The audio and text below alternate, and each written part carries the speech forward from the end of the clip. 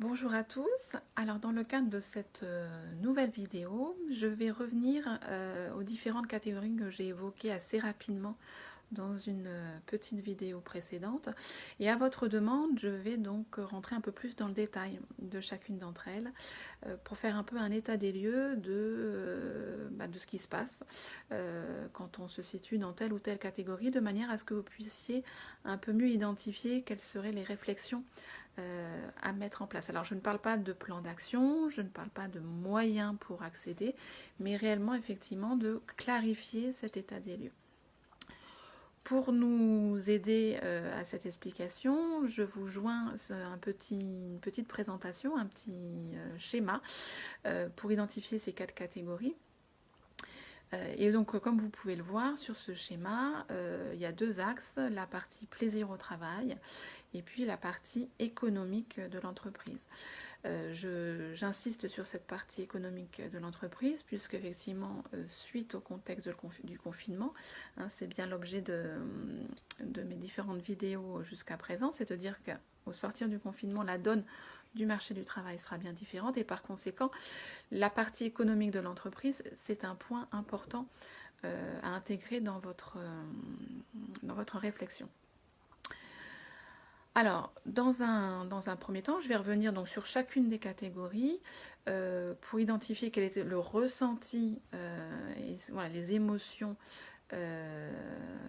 correspondant à chacune d'entre elles, et puis en fonction du contexte économique, voir un petit peu quelles sont les questions à se poser.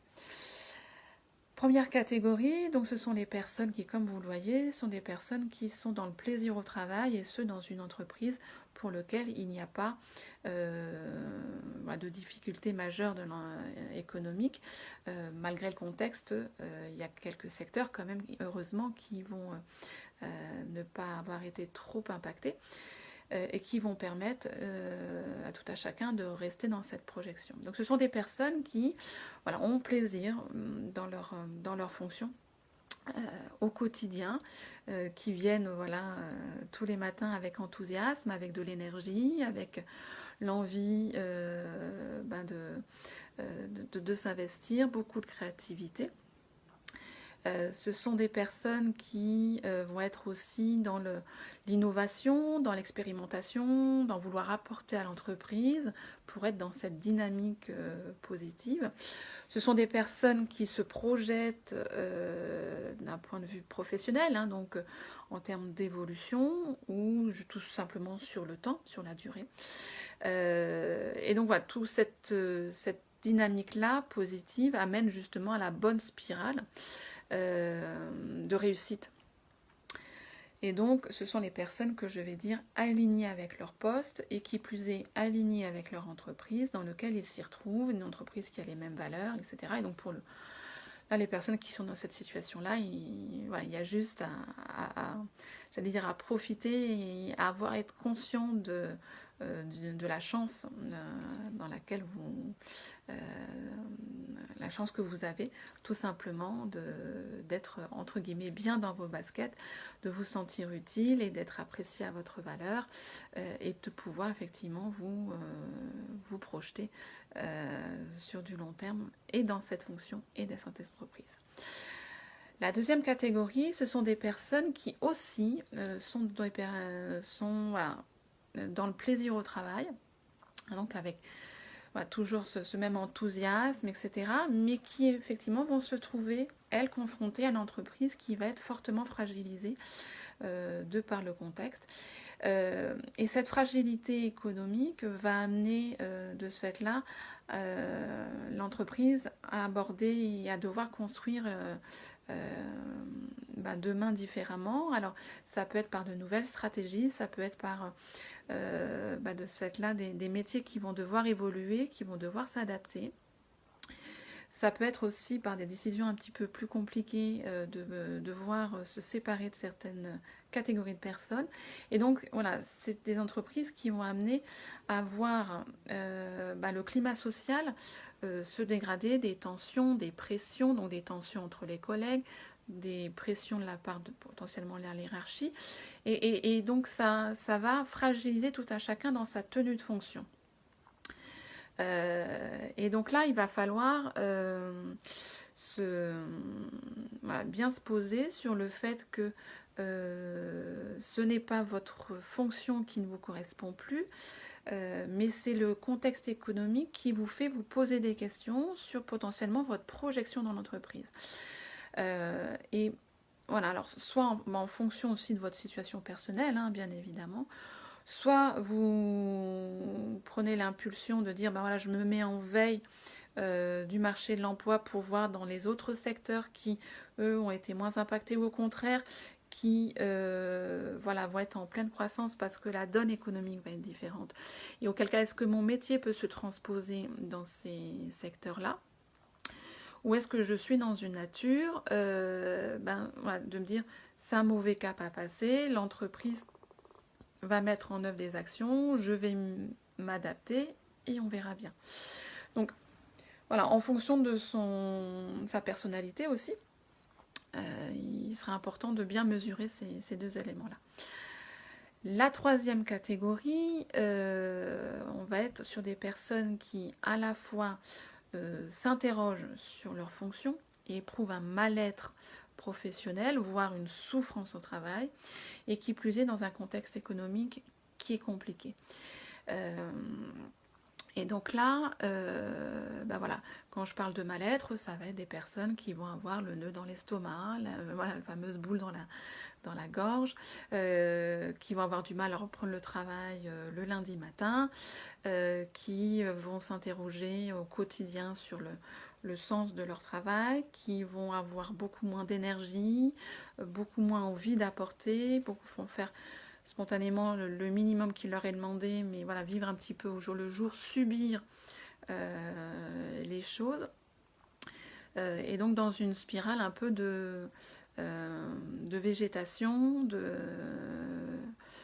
et donc de ce fait-là de perte de confiance en soi, de perte bien évidemment de motivation, mais en quête de sens par rapport à ce que l'on a envie de vivre. Et qui plus est, dans un contexte économique qui va amener à être encore plus sous pression, parce que le métier peut aussi évoluer, et quand on n'est déjà pas en énergie pour faire son travail, s'adapter au changement, intégrer de nouveaux paramètres, etc., on n'a pas forcément, on n'accueille pas forcément ces nouvelles-là avec plaisir, et au contraire, on est plutôt dans une contestation du changement. Alors quand on est dans cette catégorie-là, prudence quand même, à savoir, c'est pour ça que je mets dans le petit support, qu'est-ce qui est la cause, qu'est-ce qui est la conséquence entre la poule et l'œuf. Est-ce que, bien prendre la mesure, est-ce que vous étiez déjà dans cette interrogation-là, dans cette lassitude, dans un mal-être naissant, des relations qui se tendent, etc., et que le contexte économique n'a fait qu'amplifier ce mal-être et rajouter de la pression, du stress, et le fait de ne plus se sentir vraiment à sa place, ou est-ce qu'à contrario, jusqu'à présent, vous vous sentiez bien dans votre poste, mais le contexte économique a changé tellement la donne que vous ne vous y retrouvez plus. En fonction, la piste de travail ne sera pas la même.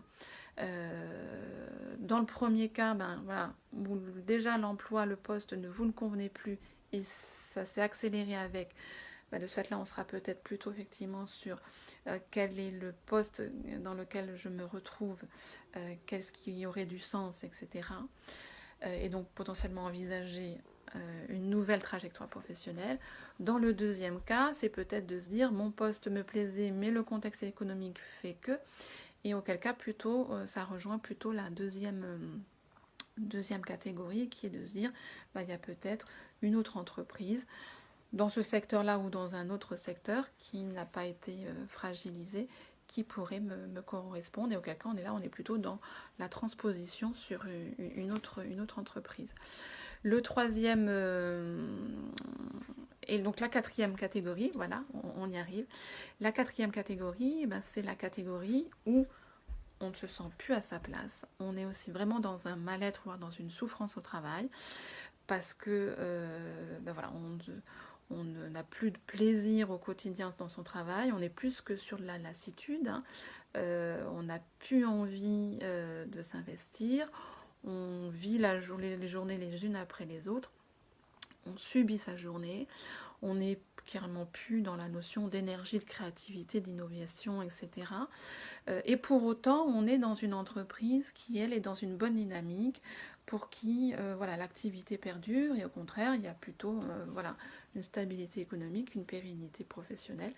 à ce niveau-là. Et donc, on est de plus en plus en décalage avec le moteur de l'entreprise qui avance, qui attend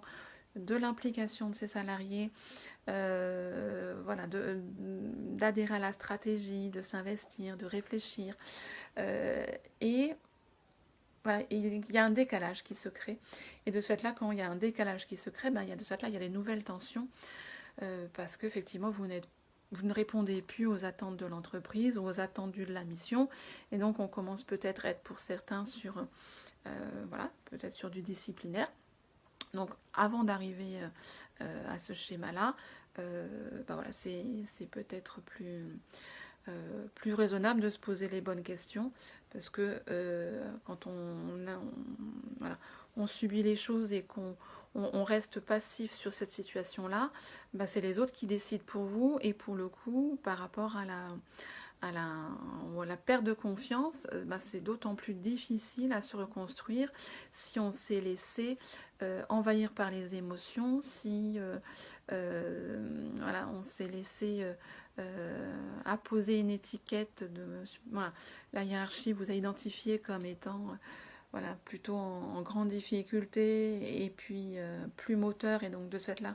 plutôt sur une volonté peut-être de se séparer. L'air de rien, voilà, si on est dans cette idée de je subis et je ne suis pas acteur de mon changement, bah, ça va être d'autant plus difficile derrière d'initier des démarches de reconstruction. On va être beaucoup plus fragilisé.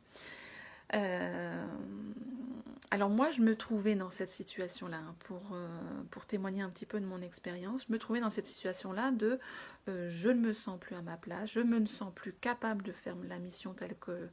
l'on me la demande, parce que l'entreprise était dans une bonne dynamique, en pleine croissance, et donc avait besoin d'éléments moteurs, et je n'étais plus un élément moteur. Et voilà, le fait de ne plus trouver de sens à son quotidien, le fait que l'on